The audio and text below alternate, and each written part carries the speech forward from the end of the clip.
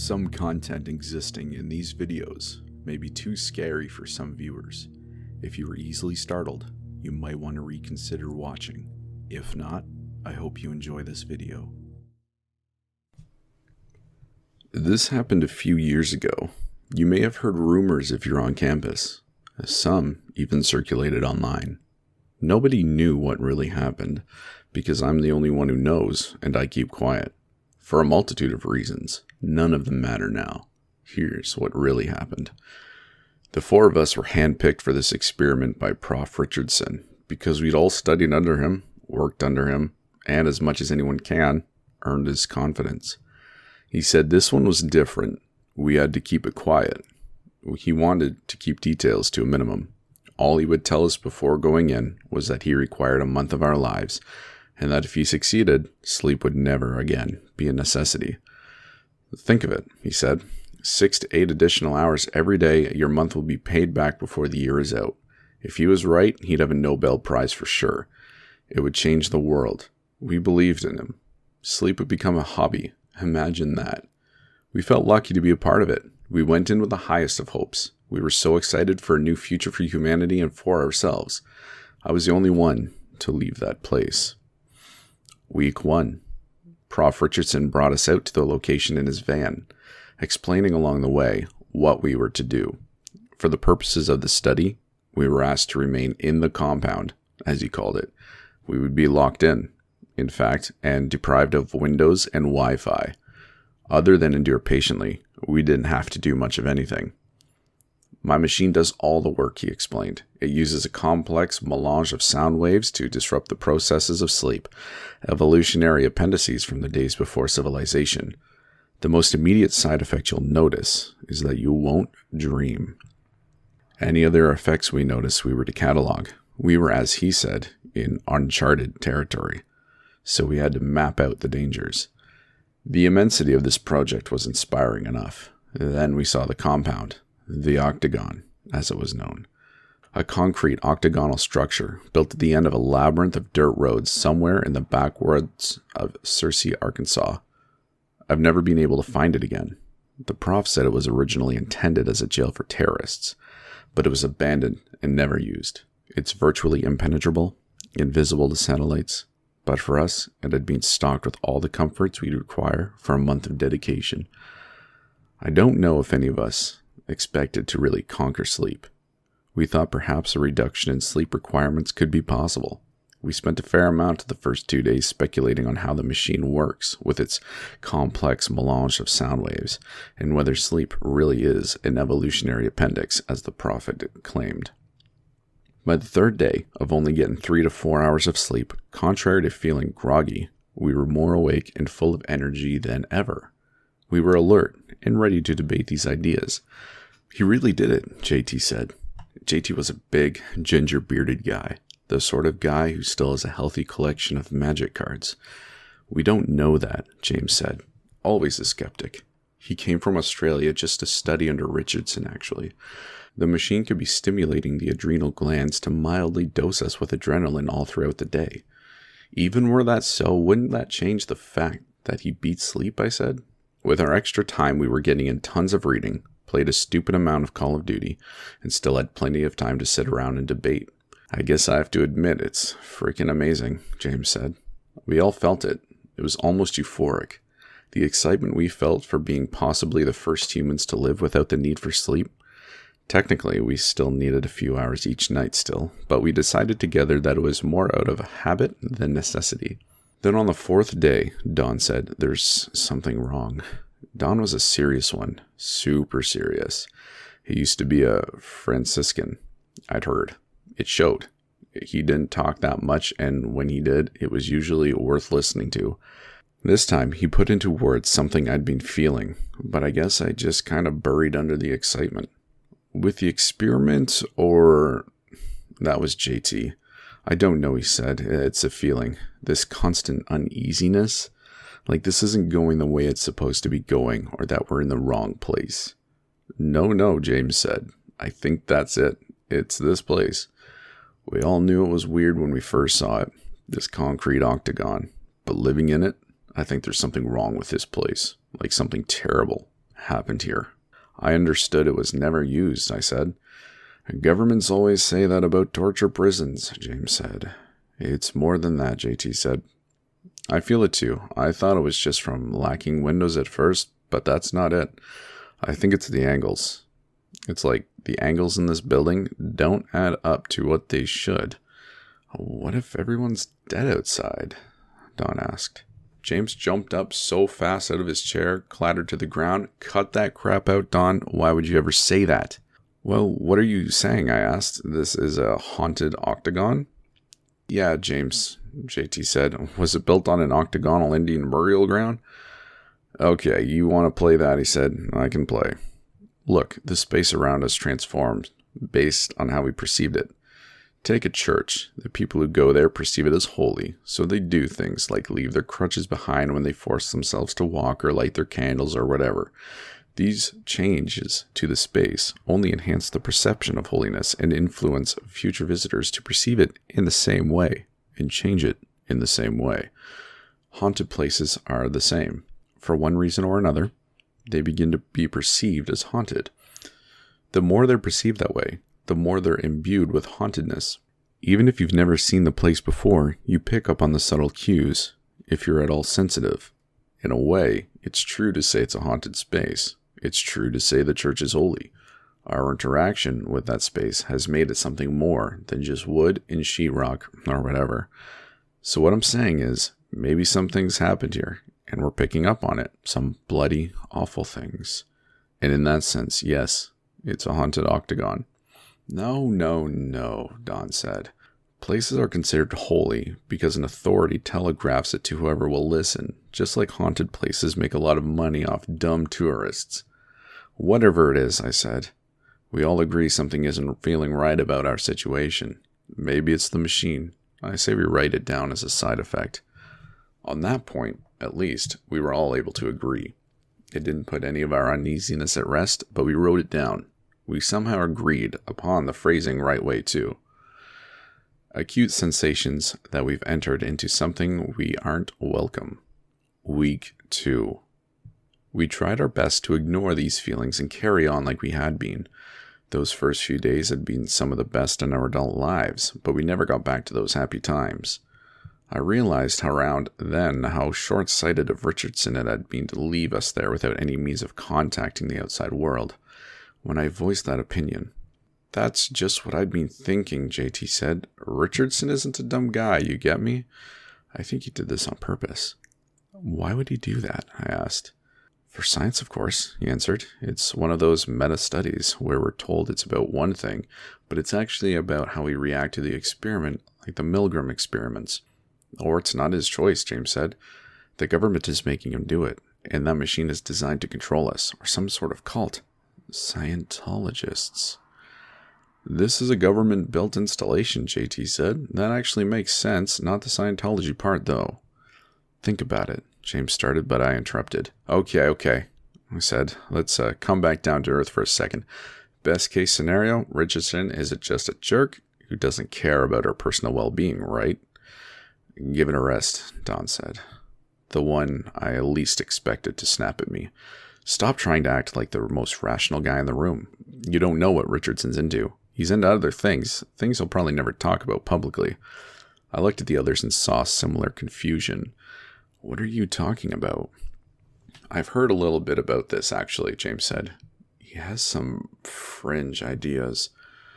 Let's just say he's not the respected academic he presents himself to be," Don said. "I've read some of the content he doesn't publish.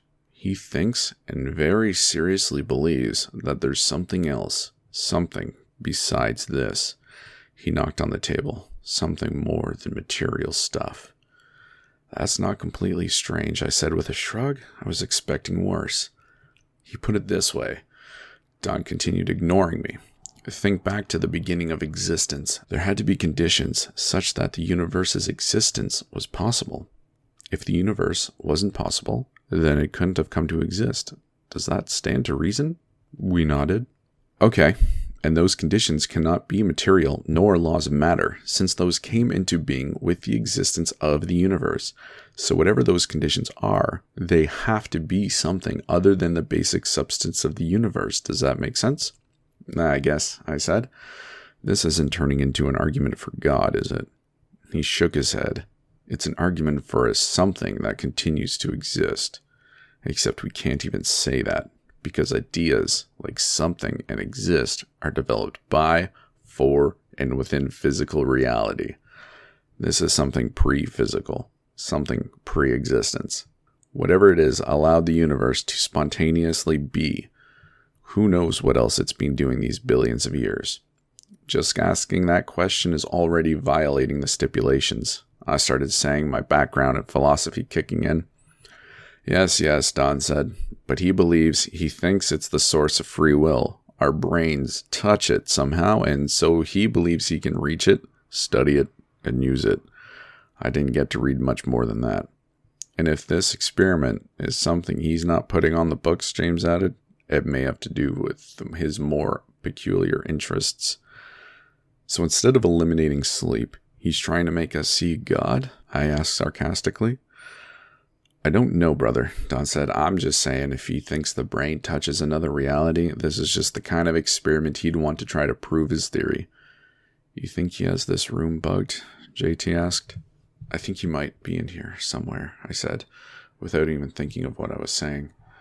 They looked at me, waiting for an explanation, and with what looked like fear in their eyes. Strange. We should be so afraid of this man we admired less than 2 weeks ago. I sometimes feel someone watching me in my sleep. I explained, my voice starting to tremble. I figured it was one of you at first. I feel it especially when I'm not quite awake, but not quite asleep.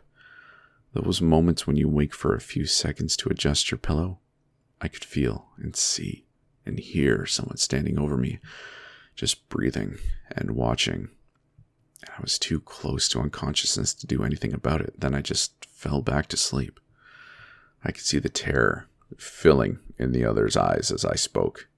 I've been feeling it too, Don said, almost in a whisper, like he was scared to be heard. I thought I was losing it. Me too, James said. Someone else in here? I said.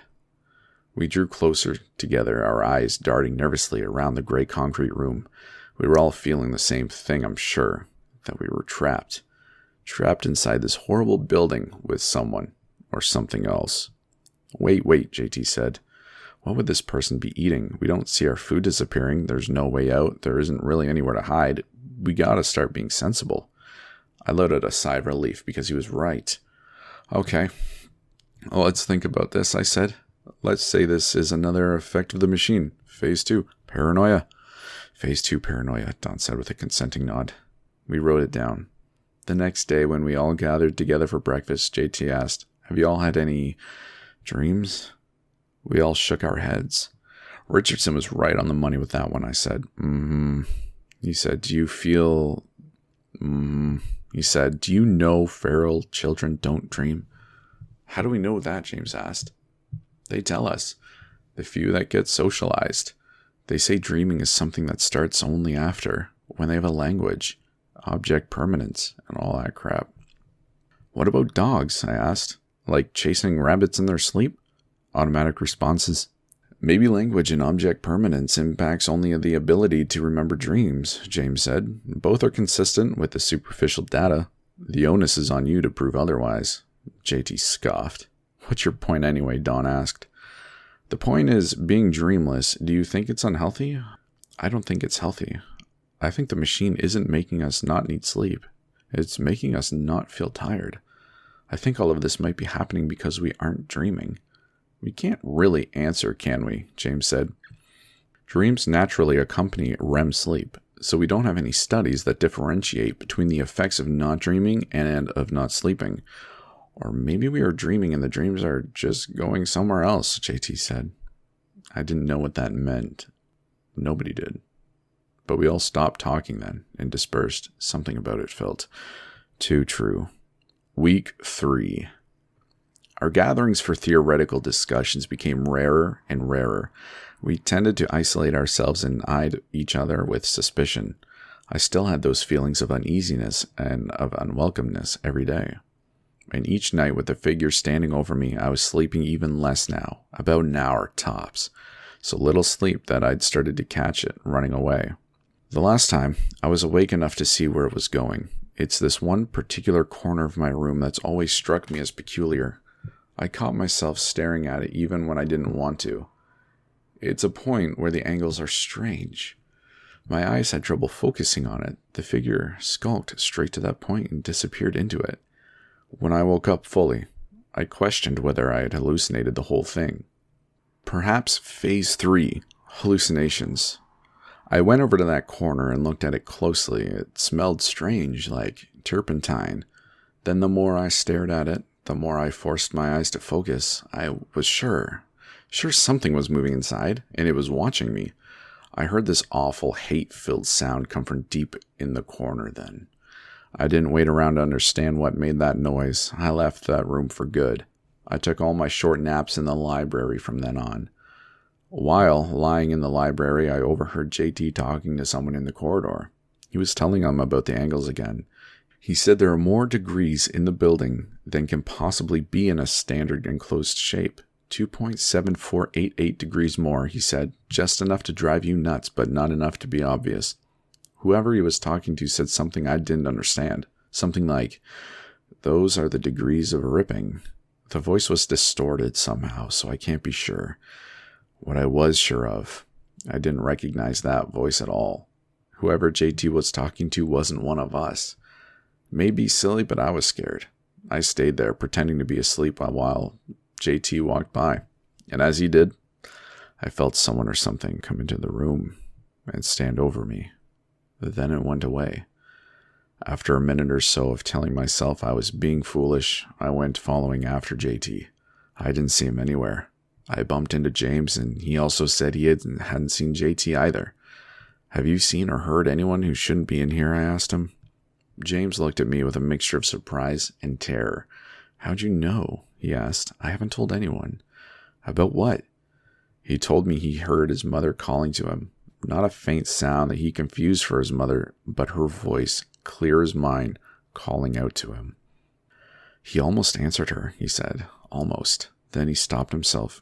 "She's been dead for a year, man," he said. "Whatever's calling me, it wasn't my mother." I saw he was shaking and his hands were clenched. I told him to hang in there. It might be aural hallucinations.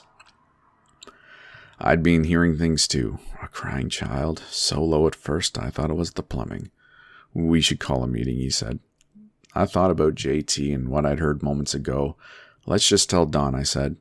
"As a side effect of the machine, it makes sense," Don said after we told him. "The sounds are not supposed to be audible, yet somehow our brains must be picking up on the random patterns and interpreting them as something.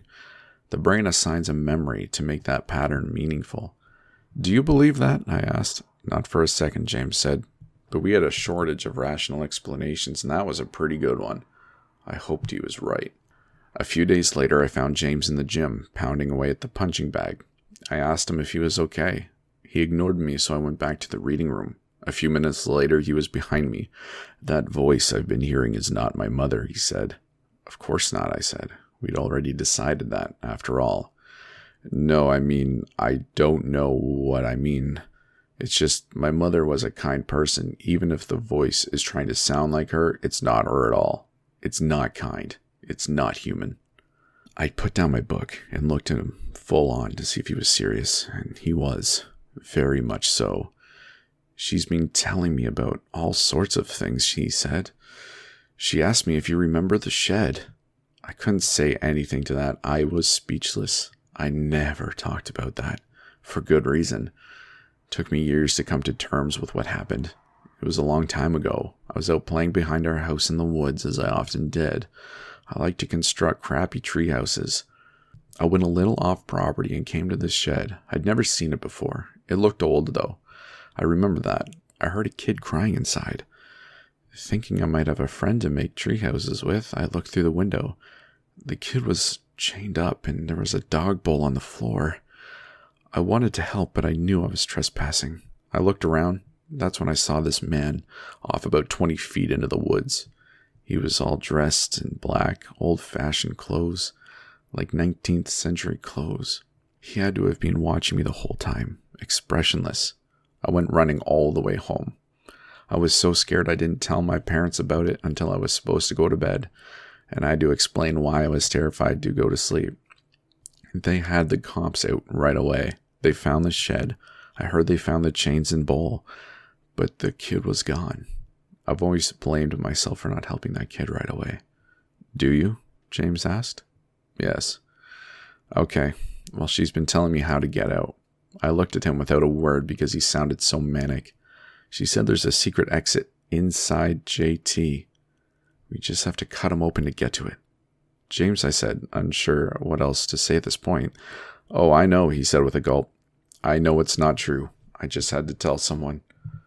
I don't know what's going on in this place, he added. I'm scared, man. So was I.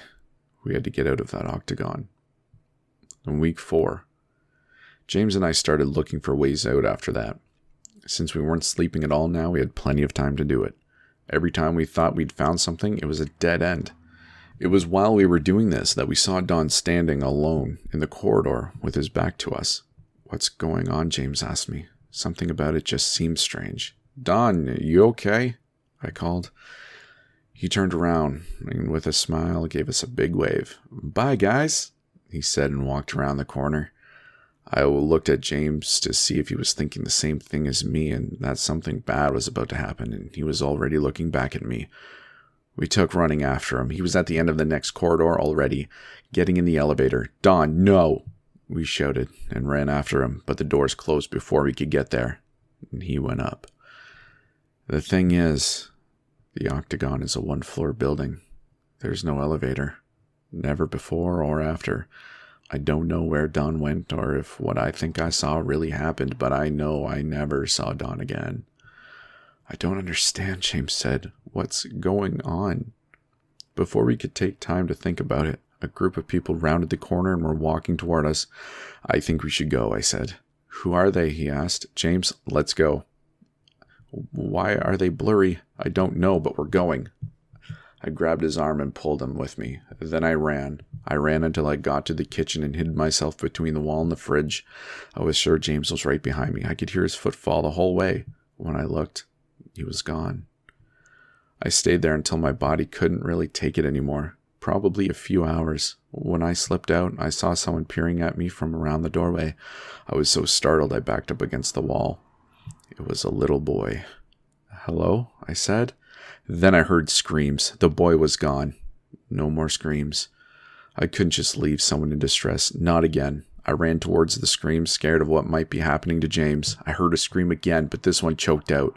It was coming from JT's room. I wish then and still wish I hadn't opened that door. James was in there. He'd sliced JT open and he was feeling around in his guts. The shocked, agonizing expression was frozen on JT's face. What did you do? I asked. I have to get out, James said as he dug through JT's intestines. I backed out of the room. I didn't know what else to do. I just had to find somewhere to hide until Richardson could get us out of there. Once I was out of the room, I heard James saying, Mom, and then, oh no, and then he screamed. I ran back in. James was gone. The doorway to the room hadn't left my sight. There's no way he got out, but he was gone.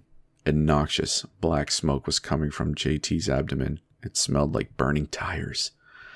I went back to the kitchen. I found a supply of candles, melted some wax onto paper towels, and stuffed my ears with it. Then I curled up in a corner with my eyes closed and waited for sleep to come. I waited a long time, but eventually it came. When I woke up, Prof. Richardson was shaking me. He'd already pulled the paper out of my ears. I thought he'd come early. I found out later. I'd been asleep for several days. He asked me where the others went. I told him everything, as much as I understood. I tried to take him to JT's body, but it was gone. Not a trace of blood. He took me to the hospital after that to make sure I was okay. I'll foot the bill, he said. Also, you can forget about your student loans. Is that how it is? I asked. I put you in danger, he said, so yes, you've earned it, if you keep quiet. I told him I couldn't keep quiet, because of what happened to the others. You don't think those things really happened, do you? Would all the laws of the physical universe suspend themselves just for you four? No. Those were waking dreams. You weren't supposed to dream at all. I thought I'd compensated for it. The machine needs tweaking. That's science. The others are fine. They'll be laying low for a while until I publish the results. Please, do the same. I wanted to believe him. I've always considered myself a rational person. I just didn't believe him. Yes, it all could have been a dream. That would be the simplest explanation, but it was no dream. I tried to find the others. I never could. I don't think they're fine at all. I tried to tell the police about it, but they wanted evidence. I couldn't even show them the octagon. James, JT, Don, if you're out there and read this, let me know you're okay. And everyone else, let me tell you what I think. I think Professor Richardson was right about one thing. Sleep really is something we evolved to protect us, except not from the creatures that roam the forests at night. It protects us from something much worse, something all around us. It's not obsolete at all. Thank whatever you believe in, that you have sleep and you dream.